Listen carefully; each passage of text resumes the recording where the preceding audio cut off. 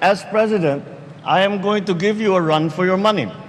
Just last month, I had to read 4,057 pages of the General Appropriations Act for 2025. Because I reviewed it, analyzed it, and yes, in parts, vetoed it.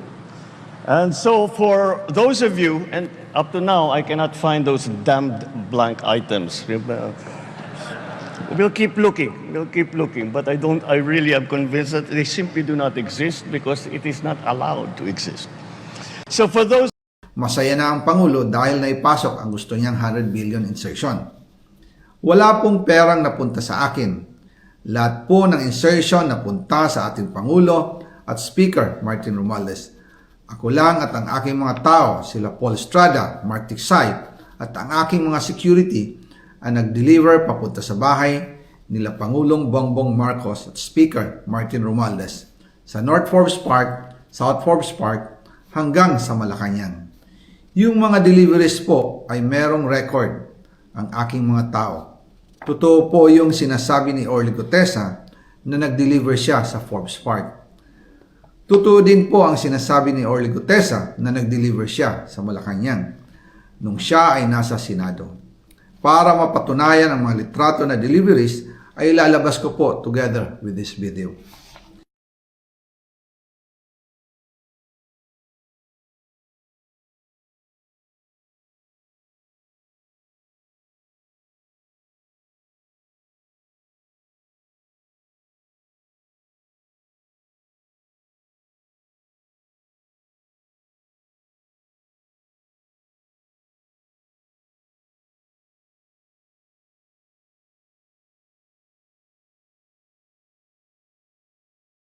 After po ng approval ng budget sa General Appropriations Act of 2025, nagtanong po ako sa DPWH kung magkano ang kailangan na ibigay sa Office of the President o ang SOP na bigayan.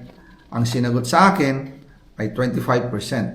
Ang ibig sabihin nito, 25% ng 100 billion ang SOP na kailangan ibigay kay BBM mismo.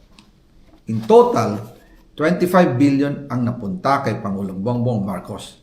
Kaya ngayon ay hinahamon ko si Ombudsman Remulla kung seryoso talaga siya sa mga sinasabi niya sa kanyang press release na idadamay niya pati si Martin Romualdez kung magbibigay ako ng ebidensya.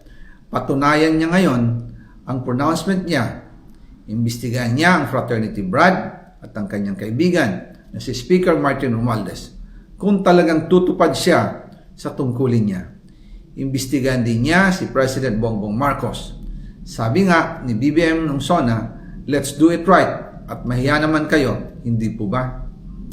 Nananawagan din po ako sa Senado na imbestigahan ang 100 billion insertion ni Presidente.